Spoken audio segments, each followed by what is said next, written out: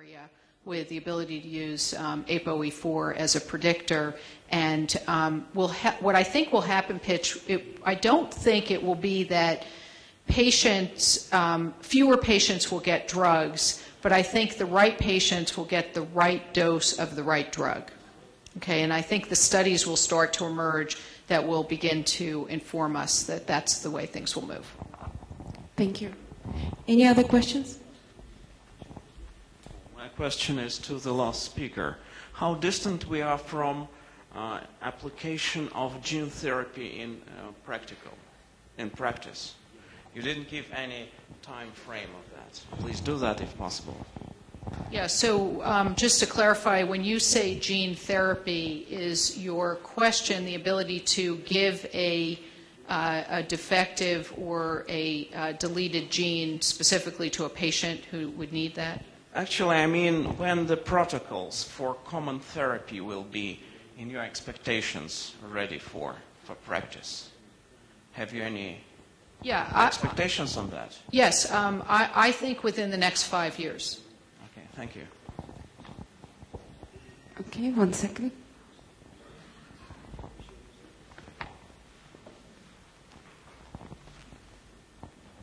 Sort of related to Pitch's question, back to the economics, also on the issue of biotechnology. One of the major costs that we see today are the insurance costs, which have arisen as a result of fears around misdiagnosis or mistreatment.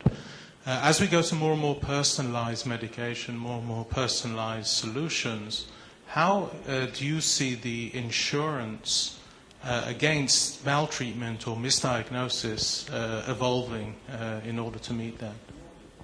Yeah, that's a great question. And a large debate in the industry right now. And it's really, the debate is on two sides of the equation. The first is people's fear that by having knowledge of your genetic predisposition or risk, that you'll be penalized by the insurance companies and they won't cover your health care costs. So that's one risk that I think needs to be proactively addressed, and there are some people who are starting to think about that. And the second is, when you talk about insurance, I think you're also referring to the litigation risk and the legal costs that drive up the whole cost structure in the healthcare system. And one would hope that if you provide physicians with better tools, right, meaning better diagnostic tools, and then therapies that are more directed towards a patient, the knowledge of that individual patient, one would hope that there won't be as many mistakes, if you put that in quotation marks, moving forward. Just tacking on to that last series of questions. It seems that insurance companies don't really like preventative treatments because they're not quantifiable. Or when you approach insurance companies with a business model for preventative treatment, oftentimes they can say, well, prove to me that it does something, and then you could pump it through our HMO or our PPO. How do you see your companies addressing this quantifiable problem that's proposed by the insurance companies? And I would ask the gentleman from Symantec to also address how he has, in selling antivirus software, oftentimes it's the same thing. Well, how do I know I'm going to receive benefit? And how maybe the two of you guys can learn something from each other in dealing with insurance companies.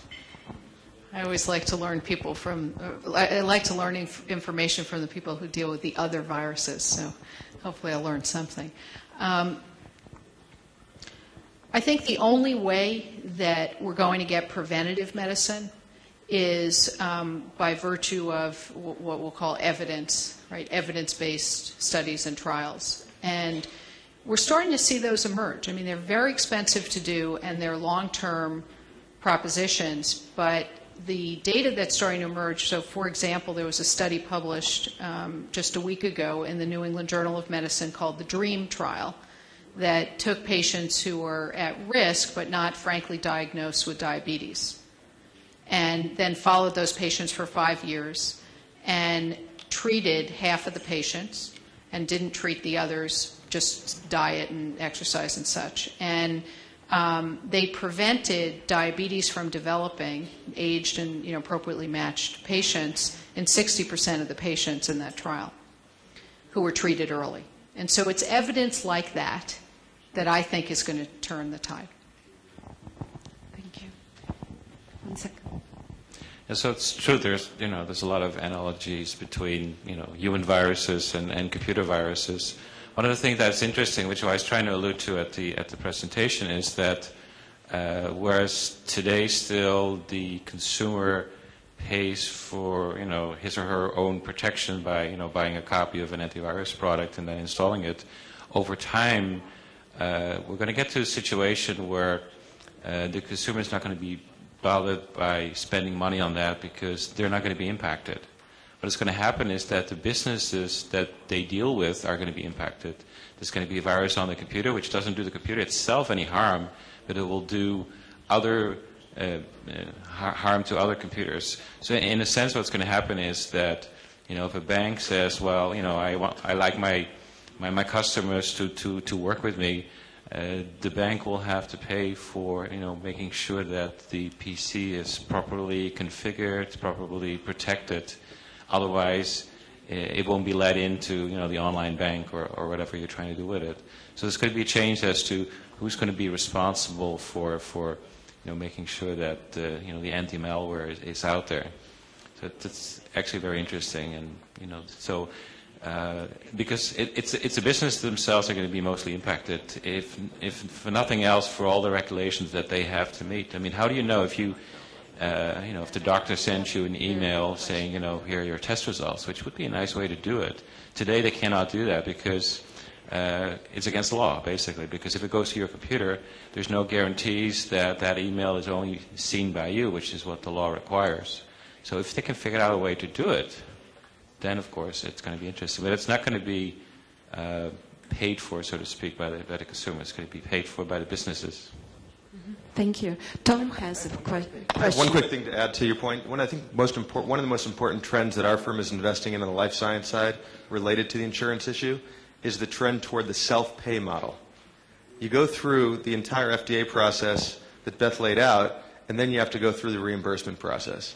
And because of the advent of the baby boomers, people wanting to live longer, be healthier, there's now an important trend around a series of therapeutics and diagnostics that don't relate to insurance, that do relate to people reaching into their own pocket and it being a credit card model. And we've got a cluster of companies now that we're seeing, unlike in our 20-year history, where our life science companies have models around the self-pay business. Thank you. We have a question here. I have a question for Ira. Good morning, Ira. You talked a lot about clean tech, and you also talked specifically about solar. I wanted to ask you if your firm, in particular, feels that that's an area that you're interested in investing further in, and whether you feel that it is a market that is certainly getting a lot of excitement, whether it's overstimulated, whether there's too many startups, too many dollars going into that area, or whether you feel that there's plenty of upside potential in that arena, because there's a couple of paths to get to that lower cost wattage that you talked about, those employing more traditional silicon-based technology, those involving thin film, and others that are yet to evolve. Just wanted your thoughts on that, and whether your firm in particular would like to look at opportunities in that sector. Sure. So we have looked at just about every solar company that's been backed by the venture asset class. We think that solar is going to be one of the most important areas of growth in the asset class, but I think you touched on the concern we have right now.